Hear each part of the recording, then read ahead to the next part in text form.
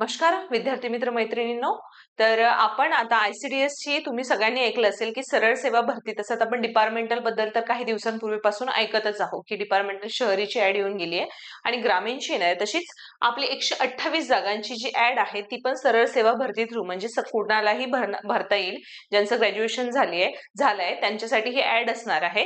म्हणजे हे जे डिपार्टमेंटल आहे, जे डिपार्टमेंटल ऍड जी आली ते फक्त अंगणवाडी सेविका ज्या आहे, ज्यांच्याकडे 10 वर्षाचा अनुभव आहे त्यांच्यासाठीच आहे. पण जी 102 पदांची आपली जाहिरात येऊन गेली होती 2024 साठी, 24 मध्ये जी एक्झाम झाली, तशाच प्रकारे आता आपल्या पुन्हा आपली जाहिरात येणार आहे. ती जी आहे ती 128 पदांची आहे. ठीक आहे. तर त्याच्यापेक्षा जास्त पदे आहे. जेव्हा त्या एक्झाम मध्ये ज्यांना यश प्राप्त झालं नाही, काही मार्कांमुळे ज्यांचं राहिलं, त्यांच्यासाठी ही सुवर्ण संधी असणार आहे की तुमचा अभ्यास झालाय, फक्त तुम्हाला त्याला एक फिनिशिंग देणं आहे. आणि ज्या काही विद्यार्थ्यांनी पुन्हा ह्याची तयारी करू इच्छित आहे किंवा ज्यांना नव्याने सुरुवात करायची इच्छा आहे की आपल्याला ही पोस्ट घ्यायची आहे काही करून, तर आपण सुद्धा याची तयारी आतापासून जर आपण व्यवस्थित केली, कारण स्थानिक स्वराज्य संस्थांच्या निवडणुकाच्या जवळपास म्हणजे नोव्हेंबर डिसेंबर मध्ये जर ही जाहिरात आली तर ही 2026च्या सुरुवातीला याची एक्झाम होईल. ठीक आहे. आता मग आपण तसं पाहून चला, आपल्याला 3-4 महिने एवढा इनफ टाइम आहे की आतापासून आपण प्रॉपर प्लॅनिंग केलं, व्यवस्थित आपलं अभ्यासाचं नियोजन केलं, तर व्यवस्थित प्रकारे आपण ही एक्झाम जी ती इझिली क्रॅक करू शकतो. ठीक आहे. तर आता ह्या ज्या सगळ्या आहे, सगळ्यात महत्वाचं म्हणजे ही जी जाहिरात आहे त्याच्या अनुसरूनच आपण आपली बॅच चालू करतो. ICDS ची जी बॅच आहे ती, त्याच्यामध्ये तुम्हाला फ्री टेस्ट सिरीज असणार आहे. PYQ ची सिरीज सुद्धा मी लाईव्ह स्वरूपात सुरू केली आहे. वीक मधून ती 2 किंवा जास्तीत जास्त 3 दिवस आपण ती घेऊया. त्याच्यातून तुमचं ICDS आहे, नंतर ICDS कायदा, पोषण अभियान आहे, नंतर संगणकावरचे प्रश्न आहे, नाही का. तर ह्या सगळ्या कायदा आहे, ह्या सगळ्यावरची तुमची प्रॅक्टिस होऊन जाईल PYQच्या याच्यातून. म्हणजे तुम्हाला एक डिरेक्शन पण मिळेल की आपल्याला कुठल्या प्रकारचे प्रश्न येतात, आपण आपल्या अभ्यासाची डिरेक्शन कशी ठेवायला पाहिजे, कुठल्या टॉपिकवर फोकस जास्तीत जास्त देऊन आपण अभ्यास करायला पाहिजे, ह्या गोष्टी तुम्हाला त्यातून कळेल. नंतर TCS ची जी लाईव्ह सिरीज आहे त्याच्यातून तुमचं GS चांगलं होईल. नंतर ही जी बॅच आहे, ही बॅच तुम्हाला त्याच्यामध्ये अजून व्हॅल्यू ऍडिशन करेल. काय तर त्याच्यामध्ये तुम्हाला टेस्ट आहे, नंतर तुम्हाला पर्सनल मेंटरशिप आहे. ठीक आहे. बाकीचे तुमचे हे जे सगळे सब्जेक्ट आहे ते पण कव्हर केले जाईल आणि फार कमी फी मध्ये अवेलेबल असणार आहे. तुम्हाला फर्दर इन्क्वायरी काही करायची असेल, काही डाऊट असेल, तर तुम्ही या नंबरवर सुद्धा कॉन्टॅक्ट करू शकता. जर तुम्हाला काही डाऊट असेल बॅच बद्दल वगैरे तर या नंबरवर कॉन्टॅक्ट करू शकता तुम्ही, अथवा तुम्ही आमचे विद्यावृक्ष अकॅडमीचे ऍप डाउनलोड करून ही बॅच डिरेक्टली सुद्धा परचेस करू शकता. तर आज मी तुमच्यासाठी हे लेक्चर घेण्याचा सगळ्यात महत्वाचा माझा उद्देश हा होता की बऱ्याचदा काय होतं की आपल्याला कळत नाही की नेमकं पेपरमध्ये काय येणार आहे काय नाही. किंवा आता बरेच लोक सांगतात की पोषण अभियान आहे, ICDS आहे, कायदा आहे, पण त्याच्यामध्ये सुद्धा सब टॉपिक सुद्धा आहे. ते पण आपल्याला जाणून घेणं फार महत्वाचं आहे. ठीक आहे. मग ते सब टॉपिक्स कुठले, आपल्याला किती व्हास्ट सिलेबस आहे, आपल्या ह्या सगळ्या गोष्टी आपल्याला माहिती होणं गरजेचं आहे. 200 मार्क्सचा पेपर होता, निगेटिव्ह सिस्टीम होती मागच्या वेळेस, याही वेळेस असणार आहे. 160 प्लस आपलं टार्गेट आपल्याला ठेवावं लागणार आहे, कारण आपण जर रिझल्ट बघितला आधीचा 160 प्लस किंवा तेवढे ज्यांना होते त्यांचं सिलेक्शन झालंय. ज्यांच्या हातातून फार कमी मार्क्स नाही गेलाय किंवा थोडं जास्तही मार्क्स राहिलं असेल, प्रयत्न केला तर नक्कीच आपल्याला पोस्ट मिळेल. आणि ज्यांनी पुन्हा नव्याने सुरुवात करायची ते पण करू शकता, कारण आपल्याकडे एक इनफ टाइम आहे. ठीक आहे. अजून जाहिरात आली नाहीये, आपल्याकडे इनफ टाइम आहे. जाहिरात आल्यावर हार्डली 1-1.5 महिना मिळतो आपल्याला. ठीक आहे. मग अशा वेळेस काय होतं की प्रॉपर प्रिपरेशन होत नाही आणि नंतर मग पोस्ट पण मिळत नाही. म्हणून आतापासून प्रॉपर वेनी जर आपण प्रिपरेशन केली तर आपल्याला नक्की पोस्ट मिळेल. ठीक आहे. तर आता बघा की हे जे टॉपिक मी तुम्हाला सांगितले की महिलाचे पोषण वगैरे जे आहे, ICDS काय कुठले कुठले. आता महिला आणि बाल विकास संदर्भात योजना, म्हणजे जो सिलेबस एक्सप्लेनेशनच साठी मी तुमचं स्पेशली हा लेक्चर घेतलाय की तुम्हाला प्रॉपर कळेल की आपल्याला काय काय करायचंय, सिलेबस मध्ये काय काय दिलंय. ठीक आहे. तर बघा, महिला आणि बाल विकास संदर्भात योजना, आता कुठल्या योजना आहे, बेटी बचाओ बेटी पढाओ आहे, सुकन्या समृद्धी आहे, वय वंदन योजना आहे, अशा बऱ्याचशा ज्या महिला रिलेटेड स्कीम आहे, जशी आता लाडकी बहिणी योजना आहे. ठीक आहे. उज्ज्वला योजना आहे. महिलांशी संबंधित जेवढ्या योजना आहे ना त्या सगळ्या योजना करायच्या, मग त्या केंद्र सरकारच्या असो अथवा राज्य सरकारच्या असो. कारण आपण महाराष्ट्राशी निगडीत असल्यामुळे आपण राज्य सरकारच्याही आपल्याला करावं लागणार आहे.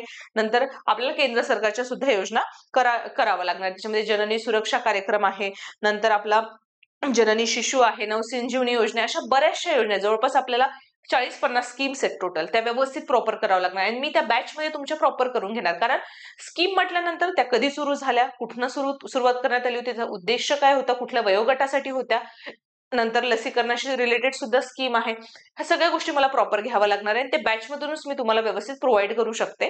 नंतर सेकंड आहे आपला पॉइंट आहे महिला व बाल विकासासंबंधी कायदे. त्या कायद्यामध्ये कुठले ते हुंडाबळी आहे, नाही का.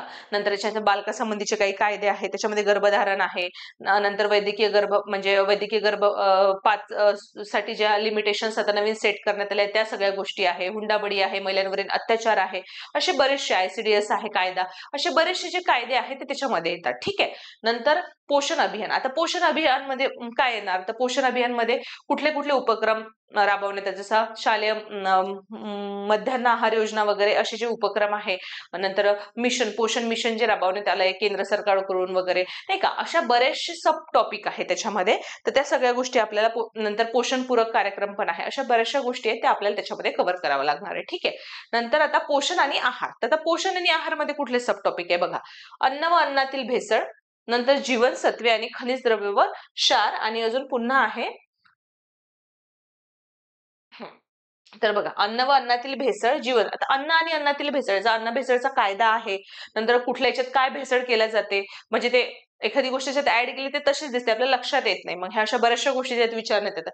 जीवनसत्वे म्हणजे वेगवेगळे जे व्हायटामिन्स आहे, A, B, C, D, आपल्याला जे टोटल प्रॉपर बघावे लागणार आहे, कशाच्या कमतरतेमुळे कुठला आजार होतो किंवा एक्सेस एखादी गोष्ट झाली त्याच्यामुळे काय होऊ शकतं, हे सगळ्या गोष्टी. कारण त्याचे आजार पण विचारतात आणि कुठली गोष्ट कशासाठी जास्त आपल्याला गरजेची असते. खनिज द्रव्य आणि क्षार, ते पण मिनरल्स आणि क्षार पण विचारतात. ठीक आहे. ह्या सगळ्या गोष्टी आपल्याला डिटेल बघावं लागणार आहे. आता पुढचा पॉइंट आहे बालविकास, कुपोषण, सार्वजनिक आरोग्य व आरोग्य प्रणाली आणि लसीकरण. आता बालविकासासाठी कुठल्या योजना आहे, कुपोषण कमी करण्यासाठी केंद्र सरकारने कुठल्या योजना राबवल्या, राज्य सरकारने कुठल्या राबवल्या आहे, सार्वजनिक आरोग्य प्रणाली व आरोग्य लसीकरणासाठी कुठे मिशन इंद्रधनुष्य ही सगळ्यात महत्वाची योजना आहे. लसीकरणासाठी 90% लसीकरण पूर्ण करणे हे टार्गेट होतं महिला आणि बालक, 2 वर्षाखालील बालक, स्तनदा माता. ठीक आहे. यांच्यासाठी ते असे महत्वाचे जे मिशन्स आहेत गव्हर्नमेंटचे ते पण व्यवस्थित करावं लागणार आहे. नंतर 6 नंबरचा पॉइंट आहे महिला बाल विकास संदर्भात राष्ट्रीय धोरण.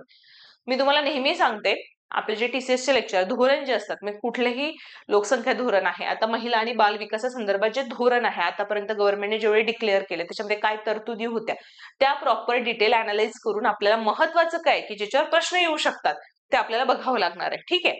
नंतर महिला व बाल विकास संदर्भात आयोग, मंत्रालय, आंतरराष्ट्रीय संघटना. हा पण टॉपिक खूप महत्वाचा आहे. आपण काय करतो, विसरून जातो किंवा सोडून देतो, स्किप करतो. नाही, कुठले कुठले आयोग आहे, राज्य स्तरावर, राष्ट्रीय स्तरावर कुठले आहे, महिला आयोग आहे, राज्य महिला आयोग, राष्ट्रीय महिला आयोग, बाल हक्क संरक्षण आयोग आहे, अध्यक्ष कोण आहे, स्थापना कधी झाल्या, त्याच्या अध्यक्षाची पात्रता काय आहे, त्यांची वय मर्यादा काय, अशा बऱ्याचशा गोष्टी ज्या आहेत त्या अशा याच्यात विचारल्या जातात. कारण तुम्ही ICDS चे फेब्रुवारीचे जे पेपर झाले ना रिसेंट ते बघितले तर बाल हक्क संरक्षण आयोगाच्या अध्यक्षांची वयाची किती वर्ष पूर्ण झाल्यानंतर त्यांना अध्यक्ष पदासाठी ते पात्र असं विचारण्यात आलं होतं. म्हणजे आपल्याला सगळं करावं लागणार आहे. आंतरराष्ट्रीय महिलांशी रिलेटेड संघटना, कुठल्या परिषदा झाल्या आहे, कुठल्या तरतुदी किंवा कुठले एखादं महत्वाचं पाऊल महिलांच्या विकासासाठी उचलण्यात आलंय, ह्या सगळ्या गोष्टी आपल्याला प्रॉपर कराव्या लागणार आहे. नंतर आहे महिला व बाल विकास संदर्भात अधिकार आणि हक्क. ते पण आहे की कुठले कुठले अधिकार आहे, कुठले हक्क महिला आणि बाल विकासासंबंधित आहे, त्या पण सगळ्या गोष्टी व्यवस्थित डिटेल आपल्याला बघावं लागणार आहे. ठीक आहे. नंतर मग अंगणवाडी. आता बघा, आपल्या परीक्षेचं नावच ICDS, त्याच्यामध्ये अंगणवाडी पर्यवेक्षिका हे आपल्या पोस्टचं नाव आहे. अंगणवाडी बद्दल म्हणजे कधीपासून तो उपक्रम राबवण्यात आला आहे, नंतर काय स्ट्रक्चर असतं, नंतर अंगणवाडी सेविकाचं काय कार्य असतं. ठीक आहे. आशा वर्करचं पण आपल्याला त्याचा पार्ट येत नाही, पण आशा वर्करचं पण बघावं लागणार आहे. ठीक आहे. नंतर अर्थसंकल्प. आता अर्थसंकल्प म्हटल्यानंतर आपल्याला काही महाराष्ट्राचा ना भारताच्या याच्यात नाही, तो GS मध्ये येणार. पण जर अर्थसंकल्प याच्याशी रिलेटेड, मग महिला आणि बालकांसाठी कुठल्या योजना आहे का नवीन गव्हर्नमेंटने डिक्लेअर केलेल्या, त्याच्याशी रिलेटेड त्यांच्या विकासासाठी, कुपोषण कमी करण्यासाठी किंवा त्यांच्या हेल्थ रिलेटेड काही योजना किंवा कुठला फंड वगैरे डिक्लेअर करण्यात आलाय का, कुठला आयोग स्थापन करण्यात आलाय का, अशा बऱ्याचशा गोष्टी आपल्याला त्याच्या थ्रू बघाव्या लागणार आहे. ठीक आहे. नंतर संगणक आपण बघणारच आहोत. संगणकवर जनरली बेसिक प्रश्न विचारले जातात, ते आपण प्रॉपर करून घेणार आहोत, बेसिक कुठल्या कुठल्या गोष्टी. आणि 5वा राष्ट्रीय कुटुंब सर्वेक्षण अहवाल जो 2010चा आहे तो सुद्धा बघावा लागणार आहे. त्याच्यातल्याही काही ज्या तरतुदी आहे त्या आपल्याला विचारू शकतात. आता सगळ्यात महत्वाची गोष्ट बघा की